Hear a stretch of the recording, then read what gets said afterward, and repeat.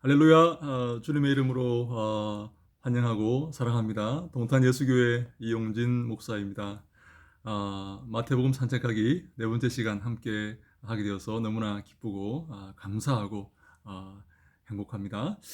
오늘은 마태복음 1장 1절에 그 아브라함과 이 다윗의 자손 예수 그리스도의 계보라 했던 이 말씀 가운데서 아브라함과 이 다윗의 자손이라는 그 말을 가지고 함께 여러분과 함께 생각해 보기를 원합니다. 먼저 한 가지 언급해 드리고 싶은 것은 헬라어 원어 성경에, 우리말 성경에는 아브라함과 이 다윗의 자손 이렇게 되어 있지만 헬라어 원어 성경에는 이 다윗과 아브라함의 자손 예수 그리스도의 계보다 이렇게 되어 있다는 사실입니다. 다시 말해서 헬라어 원어에는 다윗이 먼저 등장합니다. 먼저 나옵니다. 우리말 성경은 아브라함이 먼저 나오고 헬라어 원어에는 다윗이 먼저 나오는데 왜 이렇게 다른가?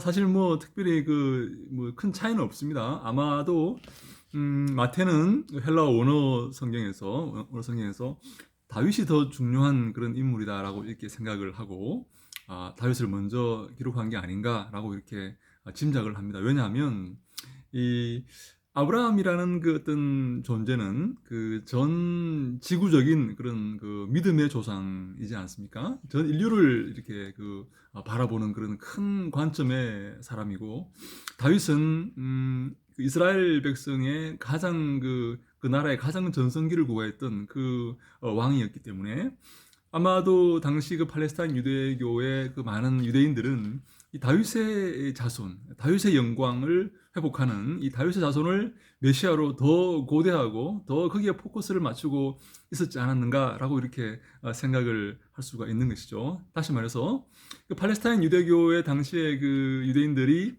더 가깝게 느꼈던 메시아의 모습은 다윗의 자손이지 않았나. 그래서 아마도 시대적으로는 아브라함이 훨씬 앞서지만 다윗의 자손을 먼저 이렇게 언급하지 않았나. 다윗과 아브라함의 자손 예수 그리스도의 계보이다 이렇게 하지 않았나라고 이렇게 생각을 해봅니다.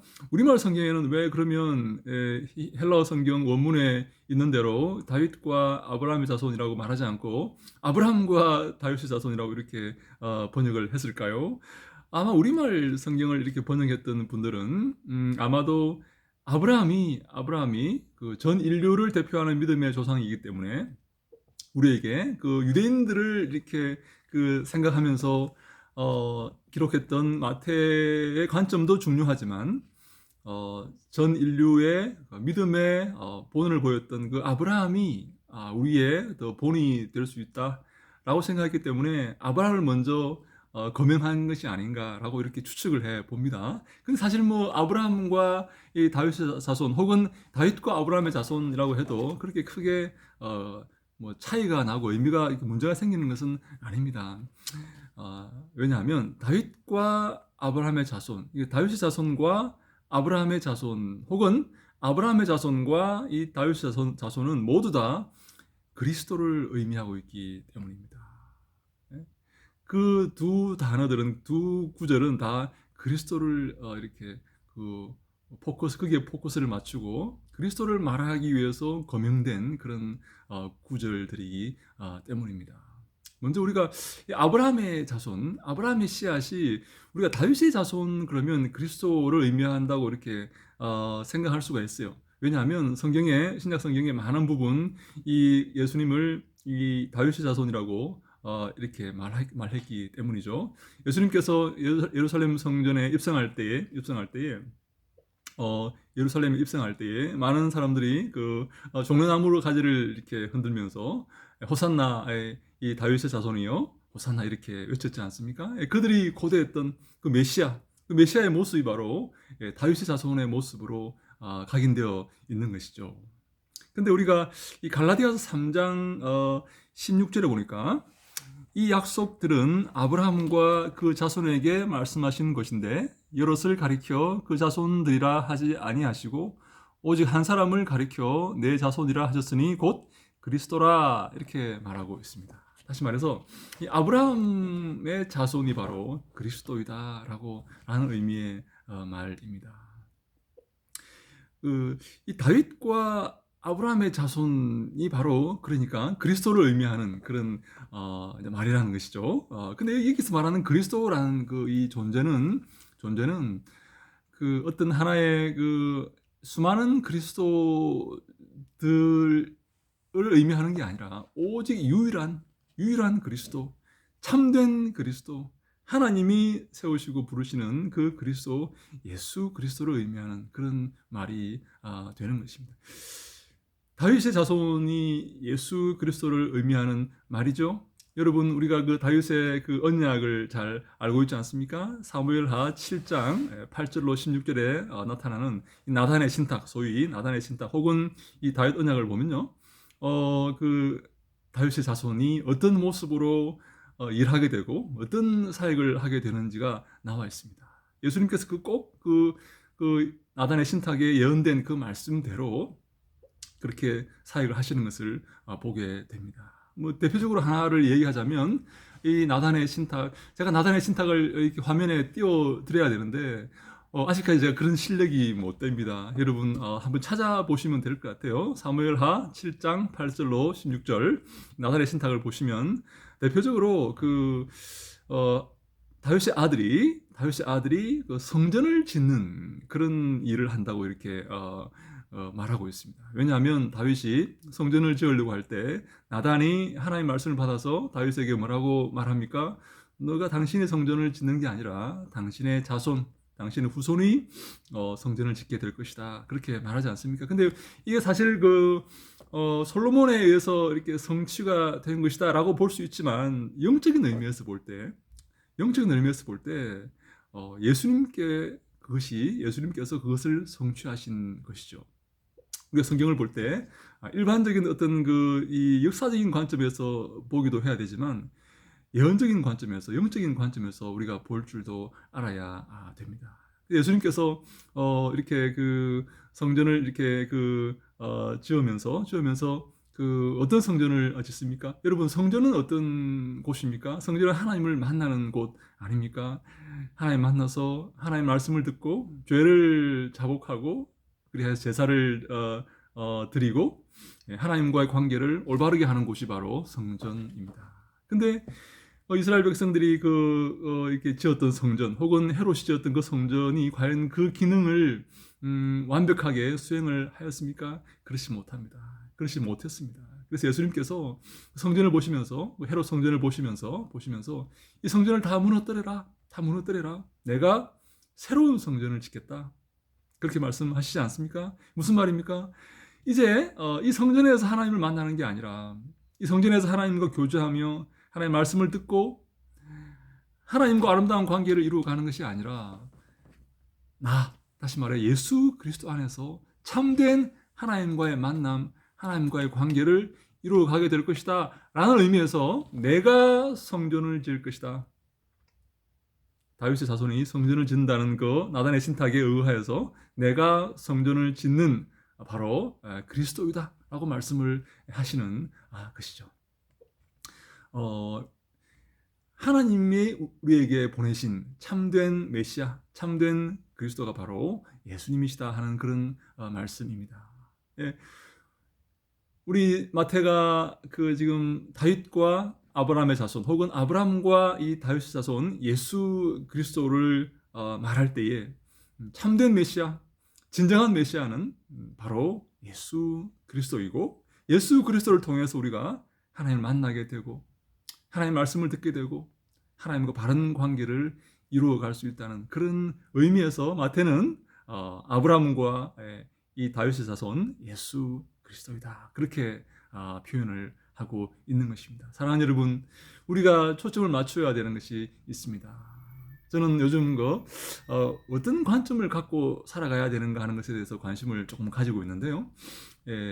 많은 사람들이 권세와 명예와 돈과 이런 것에 관점을 가지고 이런 가치관을 가지고 살아가는 것을 보게 됩니다. 그래서 돈을 위해서는, 권세를 위해서는, 명예를 위해서는 신앙도 쉽게 버리는 그런 모습을 많이 보지 않습니까? 신앙이 너무나 값싼 신앙이 이렇게 되어버렸지 않습니까? 예수께서 우리를 위해서 십자가에 달리시고 그 보혈로 값주고 사신 당신의 귀한 보배들이요, 하나님의 자녀들인 우리가 그 하나님의 시민권, 이 자녀됨, 선십 혹은 시티즌십, 시민권 혹은 자녀된 그것을 너무나 쉽게 생각하고 버려버리고 외면하는 그런 모습을 많이 보게 됩니다. 세상 것을 너무 더 좋아해서 그것과 바꾸어버리는 망령된 그런 모습들을 우리가 보는 것을 많이 이렇게 우리가 보게 됩니다.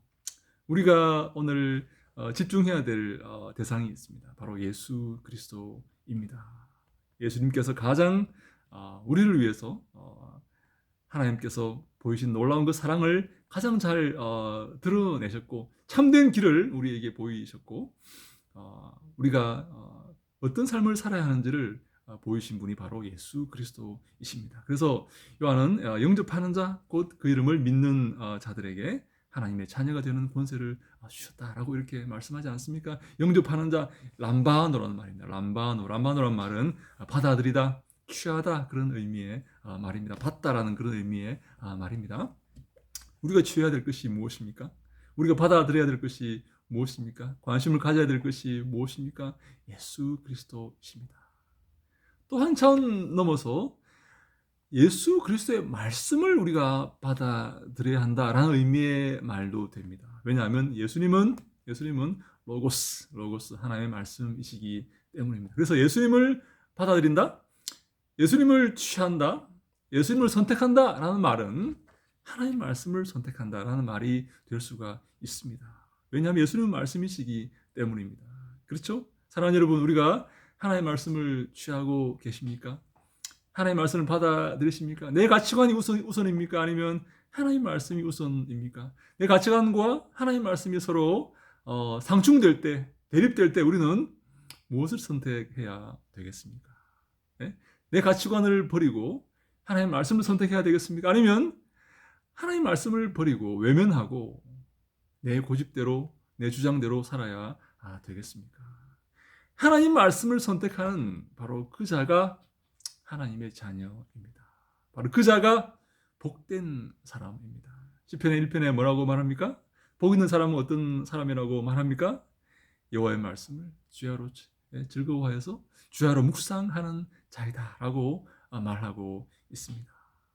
사랑하는 여러분, 우리의 삶이 바로 예수 그리스도를 사모하고 그리스도의 뒤를 따르며 주님을 닮아가는 그런 삶이 되어야 됩니다. 그런 은혜가 저와 여러분에게 있기를 주님 이름으로 간절히 축원합니다. 네, 그리고 유튜브 동영상을 보시면서 혹시 잘 이해가 안 되시는 그런 부분들이 있다면 앞에 제가 이렇게 올려드렸던 유튜브 그 강의라고 하기보다는 방송을 보시고 또 이렇게 의문나는 점들을 댓글에 달아주시면 제가 아주 친절하게 답변을 해드리도록 하겠습니다. 함께 이 땅의 것들을 우리 관심을 가지고 거기에 함몰되어 살아가는 게 아니라 하나님의 말씀을 사모하고 말씀을 상고하고 마치 베레아 사람들처럼 정말 이것이 그러한가? 라고 고민하면서 말씀에 우리 집중하면서 말씀대로 살려고 애쓰고 노력하는 그런 모습을 보이는 것이 주님이 기뻐하시는 아름다운 삶이다 라고 생각하시고 그 말씀의 길, 그리스도의 길, 주님을 닮아가는 길, 주님의 뒤를 따르는 길에 우리가 승리하는 우리 모두가 될 수 있기를 주님 이름으로 간절히 축원합니다. 그런 은혜가 저와 함께 있기를, 저와 여러분과 함께 있기를 주님 이름으로 간절히 축원합니다. 할렐루야, 샬롬.